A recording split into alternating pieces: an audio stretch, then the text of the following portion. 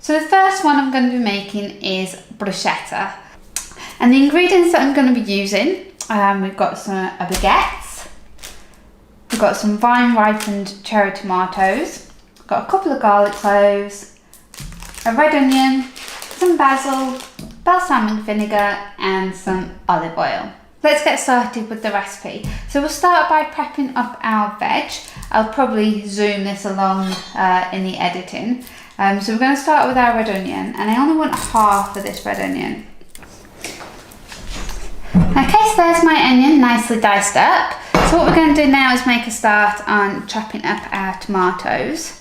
And what I'm going to do, I'm going to finely chop them up. I'm not going to be too careful about how I do it. It doesn't matter how chunky they are. A different knife would be a good idea. Let's give them a good chop up. And what I'm going to do, I'm going to pop them into the colander. The reason being, I just want to drain off a little bit of the liquid. I don't want too much on there because it can make your bruschettas a bit soggy. So let's give them a good chop, pop them in your colander.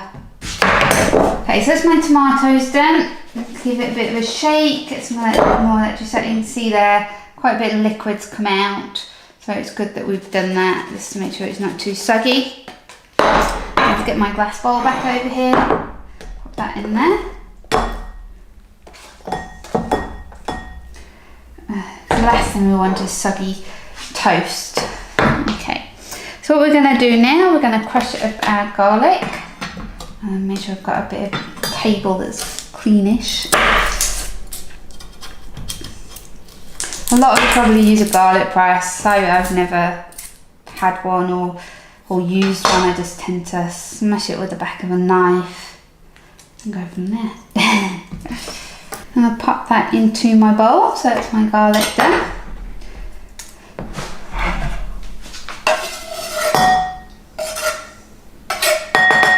Okay. And now we're going to work on our basil. So I'm using 3 basil leaves. They have been washed before this. I'm just going to give these a cut up.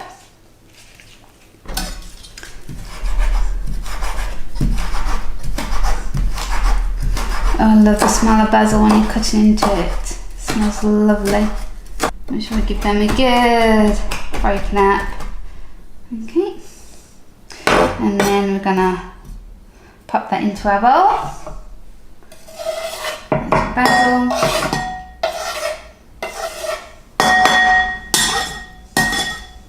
And all we need to do now is add in our olive oil and your balsamic vinegar. And all we're going to do now is just give that a stir. Get all those flavours mixed up, get all the onion and garlic and the balsamic mushed in around there.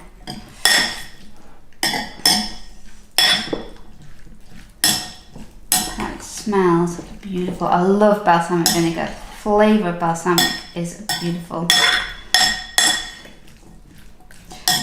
You need to be very careful as well, don't break your tomato up too much when stirring this. So if you can, just grab it from the bottom, just tip it around. Okay. Okay, so that is my tomato bruschettas all prepped and ready to go. So what we need to do now with this is pop a plate on top and we're going to stick it into the fridge. And I advise to put it in the fridge for a minimum of an hour. You can leave it overnight, as I've said previously, or you can do it in the morning and leave it for a few hours. By leaving it in the fridge for that hour, it just gives it time for it to soak and for all the flavours to blend together. Okay, and pop it in the fridge. So we're going to finish off our bruschetta now. So I've taken my bruschetta mixture out of the fridge because I just want to warm that up a little bit. I want to get it at room temperature. I don't want to eating it cold.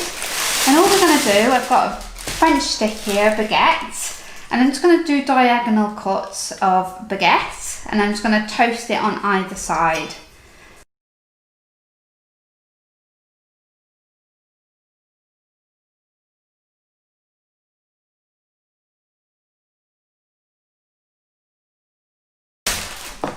I've got some pieces there. And then we're just going to put these under the grill just to brown them off. Okay, so that's my bread nicely browned off. And all I'm going to do, because there's another little bit of a mix, just pop that on top of the bruschetta. Doesn't matter if some of it falls off. Nice good coating. There you go. And there you have it, bruschetta. Okay, so we're on to recipe number 2 now. So this one is everybody's favourite, tomato soup. Everybody loves tomato soup. You cannot go wrong with it. And this is really easy to make. So what we'll be using some tomato puree. We've got an onion, got some salad tomatoes, plain flour, vegetable stock cubes, some butter, and just seasoning with salt and pepper. You can add other things if you want. If you want to add a bit of basil, you could do that. You could also add a bit of garlic. It's totally up to you how you want to make your soup. I'm just giving you the basic recipe that's really easy to make. Before we start this one, I just want to say a big thank you and a big hello to Katie. So a few weeks ago, I popped on my social media on Facebook asking what kind of recipes people are looking for over Christmas. And Katie said that she was looking for starters. So I'm not giving you one, I'm giving you 3. So Katie is also known as Learner Vegan. She is absolutely fantastic with what she's doing. She's helping people transition over to veganism. She's got some fantastic tips and advice. Even if you're a vegan, I found some of the stuff very helpful. So go over, have a look at what she's doing. It is really, really good to follow. So thank you again, Katie. Let's get cooking this soup. Okay, so let's get going then. So what I've done first of all, I didn't want to have you standing there watching me chop veggies. I've just roughly chopped up the onion and tomato. I'm not concerned about how they look because I'm not using it as a presentation, so it's not a problem. So I'm going to be using my trusty 1 pot. Absolutely brilliant for your soup, and the good thing about using this is if I wanted to, I can make the soup the night before. It's got a sealable lid. I can also make the soup in the morning, and that way I'm not using up any of the saucepans which I can use for my Christmas dinner. So we'll make a start by just browning off our onion first of all. And I'm going to be doing that with some butter. So this is your plant-based goodness, which is your flour buttery. And I'm going to pop in there about 2 tablespoons of butter. Okay, so 1. About 2 tablespoons in there. So it's my butter in there. Okay, I'm popping my trusty 1 pot onto saute. And what I'm going to add in there now, I'm just going to add in my onion because I want to just soften them off just to make sure that they cook through. So that's in there with the butter. Got my trusty 1 pot spoon. So the one thing that I absolutely love about all of these recipes is it's really easy to make them gluten-free. So they're very adaptable. You can adapt your flavours with a lot of them as well. So for this one, if you wanted to, you could add a little bit of garlic or a little bit of basil. There's so many options and variations that you can use. Okay, so you can see there the onions are starting to soften up nicely now. Okay, so now my onions have softened up. So what I'm going to do now, I'm going to add in some flour. So I'm adding in about a tablespoon, it's probably a little bit more than a tablespoon into there. One thing that we need to make sure that we do when adding the flour is that we don't burn it. It's very easy to do. So what we're looking for is it should go grainy, look kind of sandy when we've added the flour. Put that in there. Put my flour in there. You can see the sides, you might just be able to see where it's all grainy. And that's the flour, that's what we're looking for, so do be careful, you don't want to burn it.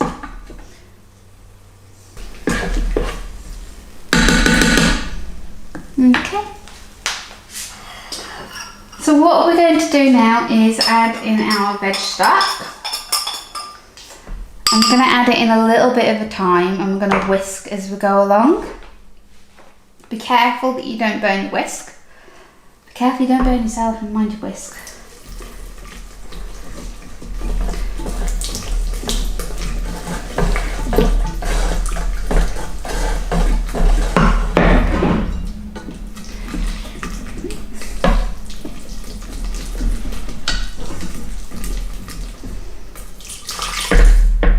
This will be what makes your soup's thickness.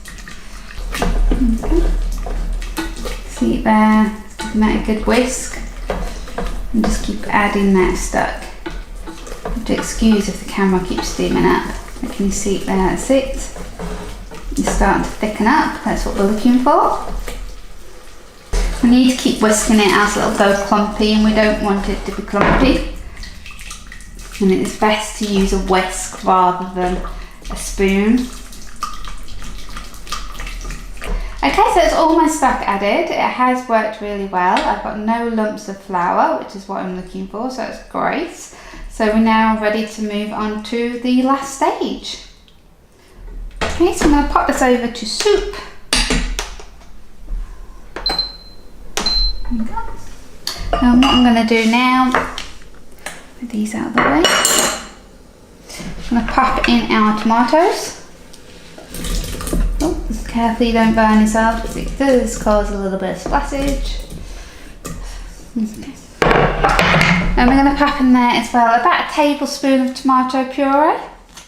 I never measure my tomato puree. Put a big dollop in there, and there we go, a tablespoon.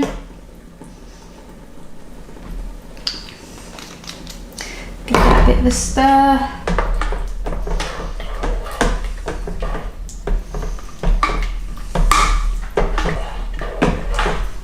Okay, and we're just going to put in a bit of black pepper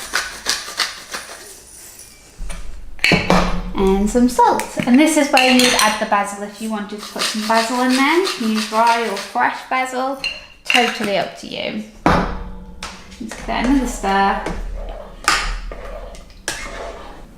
Okay, so there's my tomato soup all done. It looks lovely. I'm going to pop the lid on this, and I'm going to leave this for about 30 minutes to an hour. I think an hour is going to be the time that I'm going to leave it till, just to make sure that those tomatoes are fully broken down. If you're in a bit of a rush, you can do it within half an hour, but I advise if you can wait that hour. As I said before, make it the night before or make it early in the morning, just leave it in your one pot and that'll be fine as well.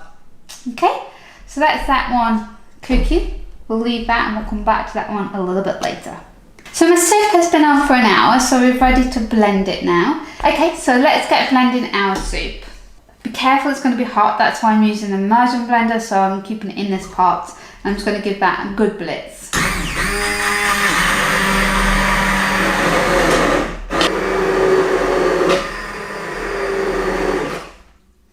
Okay, so that is nicely blitzed up, so that is done. So let's move this out of the way. So that soup looks really nice. It's a bit bubbly at the moment because I've just blended it.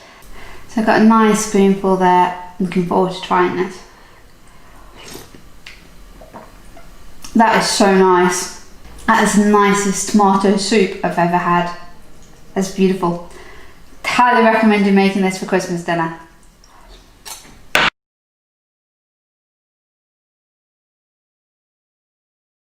Now we're on to our final starter.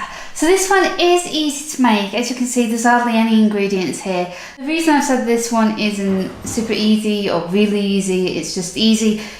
It requires cooking, it requires a little bit more time, so that little bit more prep, but it is worthwhile doing. It is a really nice start and it is easy to do. Some of it you could prep in advance and then seal up later on, or you could try making it the night before, have a bit of an experiment and then just pop it in the oven on a low temperature just to warm it through. But for me, I like to have this one nice and fresh. So what we have here, we've got a little bit of parsley, like my reduced sticker, so 50 pieces. I've got some puff pastry, 3 garlic cloves, some mushrooms and some olive oil. And what we're going to be making is some garlic mushroom parcels.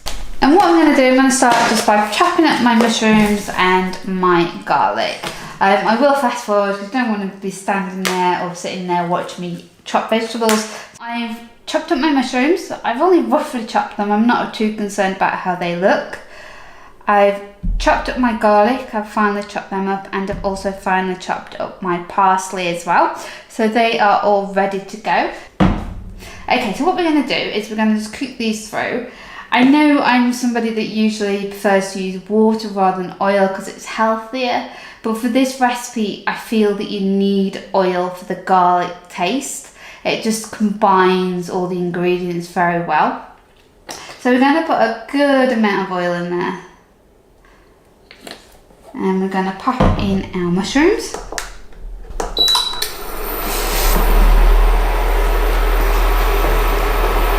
them in there. So it's up to you with your mushrooms. I use chestnut mushrooms. If you prefer a different variety, by all means use them. I'd say I've only roughly chopped mine up. If you want them to look a little bit neater, you could slice them up. It's totally, you know, as with anything, it's your preference and what you like with regards to cooking these recipes. So you want to make sure you've got a good amount of oil so that the mushrooms are covered. So I'm going to add a bit more in there.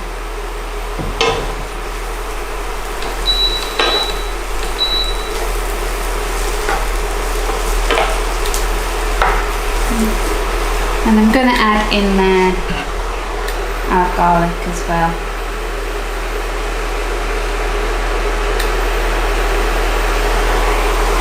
Give that a good stir. This will only take about 3 or 4 minutes just to cook through.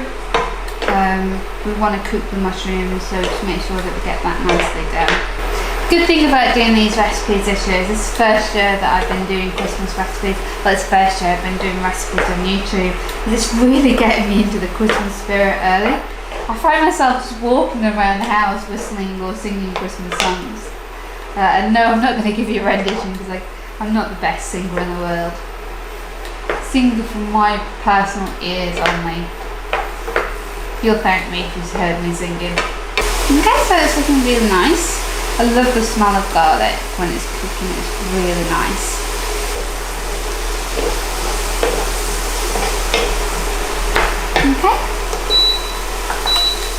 Okay, so that's done. So I'm happy with that. So I'm just going to season with a little bit of black pepper.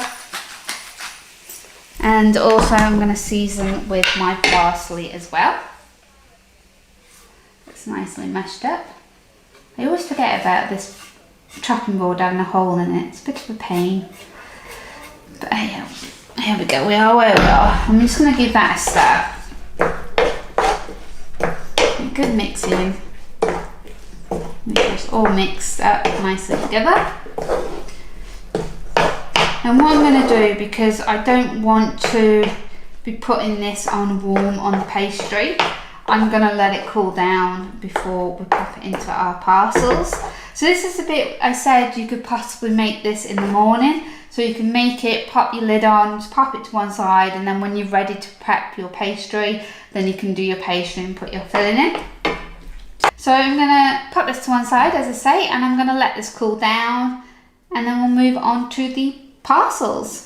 While we're waiting for the mushrooms to cool down, we're going to make a start on our pastry. As you know, mushrooms, they take no time at all to cool, so by the time we've got our pastry rolled out and cut into the relevant position shapes, we should be ready to go. So what we'll do first is we'll just stick our oven on.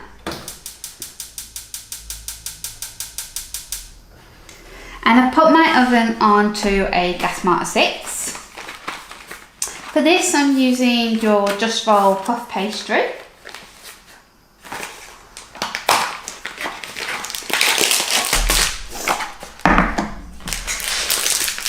And the good thing about this is it comes in its own grease-proof paper as well. So I haven't got to bother with trying to line a tray or anything, so that's good.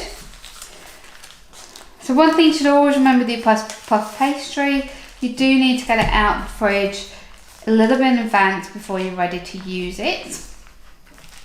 Okay, just be very slow with rolling it out because you don't want to tear at the pastry either. There we go.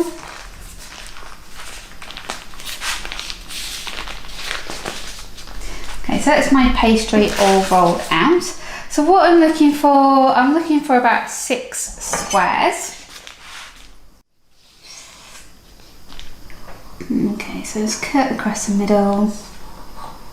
Doesn't need to be perfect, so don't worry about it being perfect. We're not perfect people here. So we'll just cut down, make squares. Like so. Some may be bigger than others as well. Again, don't worry about it, it's not a problem. So it's my 6 squares all ready to go. So what I'm going to do, I'm just going to get a little tiny bit of olive oil and I'm just going to go around the edges of one of them. Like so. And I'm going to get my mixture, which is here, which has cool quite. And get a spoon and put my mixture in the middle, like so. And what we'll do, we're just going to close this parcel up as best we can.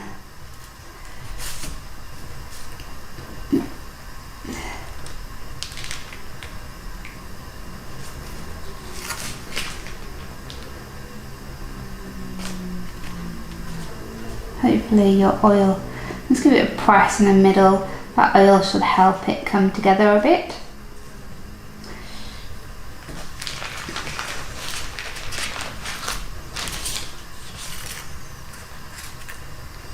As I say, this is the most difficult one out of all the recipes I've done. It's just getting that parcel to come together. It doesn't matter so much if your corners are open, that's not a problem at all with this, it's fine.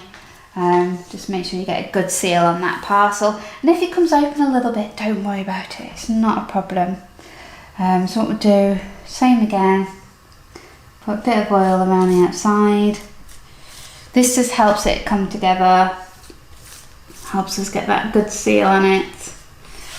Okay, get some of your mixture. Like so.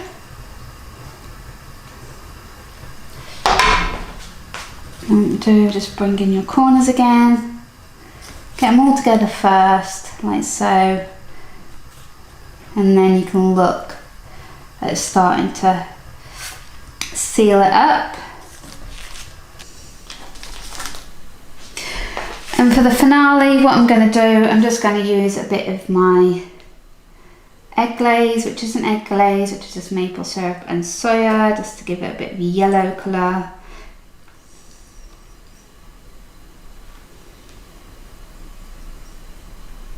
It's just nice to give it that nice colouring.